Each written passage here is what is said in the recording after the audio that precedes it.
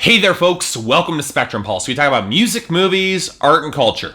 And today we're going to be talking about the newest album from Tove Lo, titled Queen of the Clouds. So as the end of the Billboard year approaches in a couple months, many music critics, including myself, particularly those of us who cover pop music, are starting to formulate their ending pieces for the year. And like always, this involves many of us looking back to put things in the larger context of history. And inevitably, this means placing 2014 in comparison to 2013 and asking that question: what really changed? Because really, there was a lot of change. 2012 saw the indie boom and the death of the real club scene, but 2013 was a transitional, cacophonous mess with the exploding swell of bro country, the retro disco revival, which has continued somewhat into this year, rap's returning to the trap, and mainstream rock doing precisely nothing on the Hot 100 if your band wasn't named Imagine Dragons. But more specifically, 2013 was the year where pop music adopted some element of self-awareness and began actively criticizing itself. And that led to the breakout success of Macklemore and Ryan Lewis, and especially Lorde. And while we really haven't seen many repeats of Macklemore's formula, mostly because he's a white, socially conscious rapper who has no idea how to properly manage his social conscience, that's a hard thing to replicate, I knew it was only a matter of time before Lorde's self-awareness would start to bleed into mainstream pop music more effectively. And sure enough, that happened. 2014 has been a slicker, intentionally more reserved year than 2013, with the mainstream success of neo-soul, folktronica, and the complete collapse of bro country. And yeah, sure, the success of Ariana Grande, Katy Perry, Iggy Azalea, and Taylor Swift meant that straightforward pop music, that's not dead. But along the margins, you get songs like Sia Chandelier, a song about drinking away one's internal emptiness that sounded way more desperate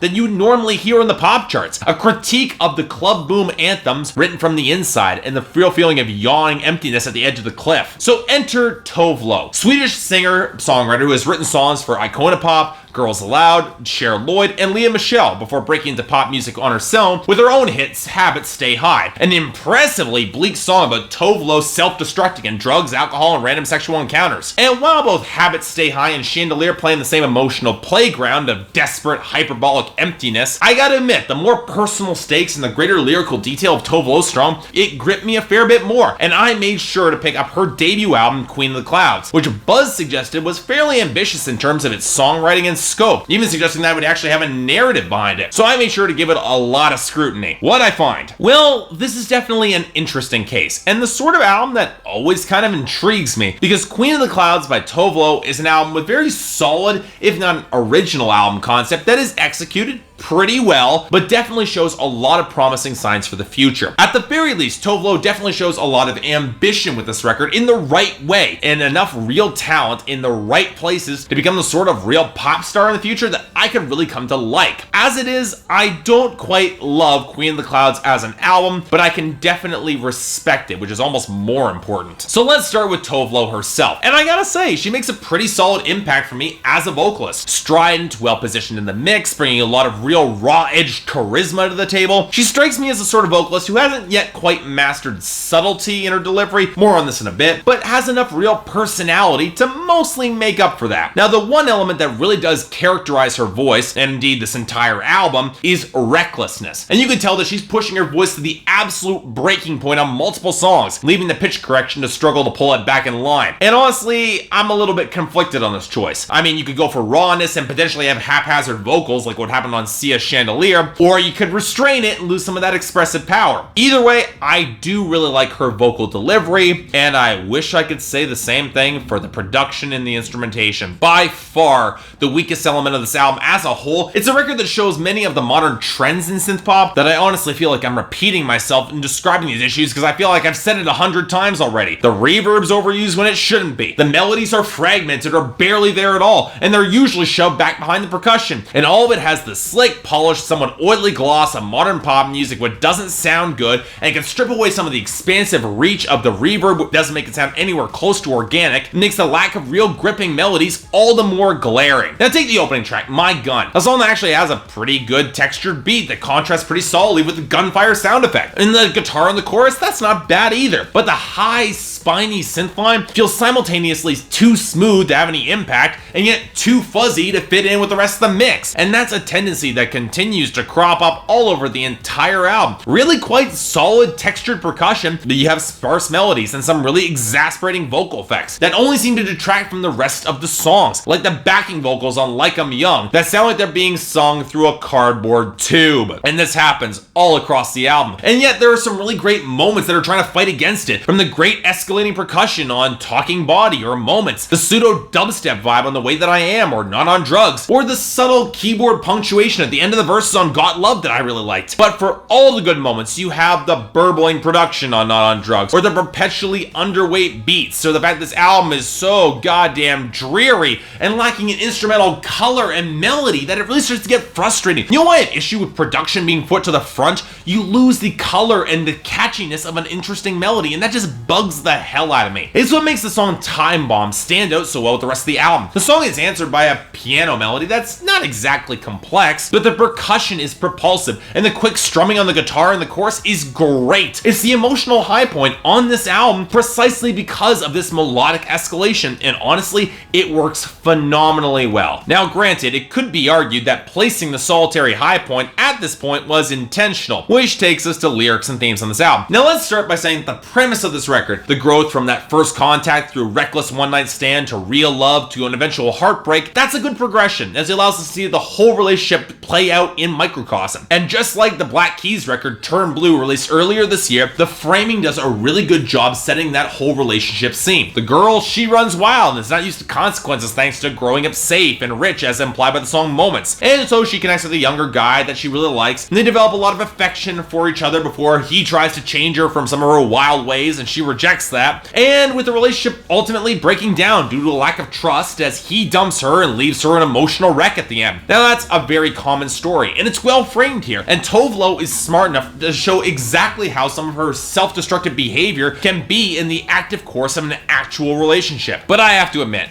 there are a few real problems lyrically that do hamper this album as a whole. A few of these are purely technical in nature. Tove Lo has a bad habit of repeating syllables and words that fill up space on her choruses, and the run-on sentences of the verses of Time Bomb came across as less stream of conscious and more that she couldn't figure out a way to put together a decent rhyming meter. But as much as I like Time Bomb, it's also a song that by its very existence undercuts some of the real drama of this album, as it is a song that's fully aware of how disastrous falling in love and building a real relationship is going to be given both of their unique personalities, and yet they're going to do it anyway. And thus, when the relationship inevitably falls apart, it's hard not to look at Tove Lo and say, well, what do you expect? You already predicted this was going to happen. And while the album does do a good job setting up the conflicts that will ultimately doom this relationship and makes them significantly complex, you never actually see that real breakup moment, that climax. It's covered in an interlude between the last two songs, and thus that dramatic payoff to all that storyline feels completely undercut, and that just strikes me as really baffling. Now this ties back to a fundamental problem with this album, and one that I'm not sure is an intentional choice made for commentary or whether or not it's played otherwise, and that is that this record feels flagrantly irresponsible with no real long-standing consequences. When that breakup occurs, Tove Lo tries to get him back on 1,000 Miles and then just drifts into a drugged-out haze that no longer really fulfills her, but it's the only thing that can numb her pain. In other words, she's right back where she started, except with the added advantage of being heartbroken. And the album's statement about her condition seems kind of muddled. I mean,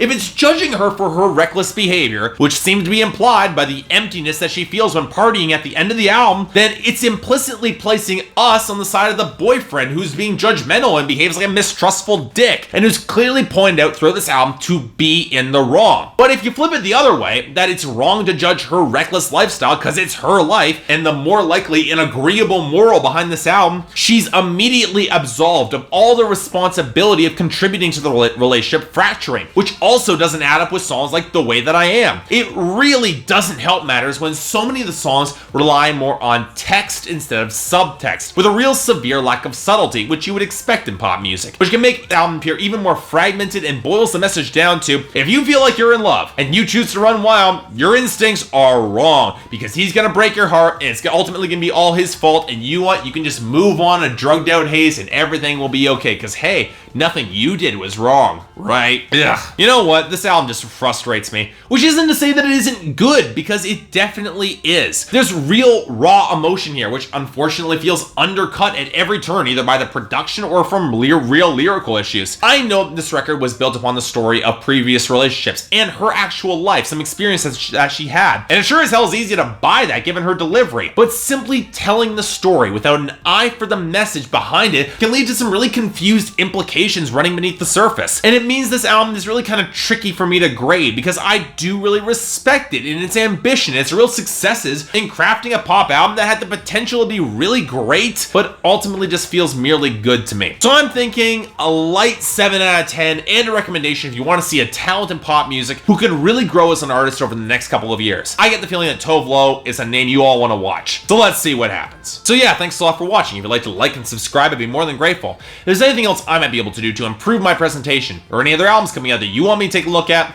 I'd be more than happy to give them a listen. Until then, I'm Mark, you're watching Spectrum Pulse, and I'll see you next time.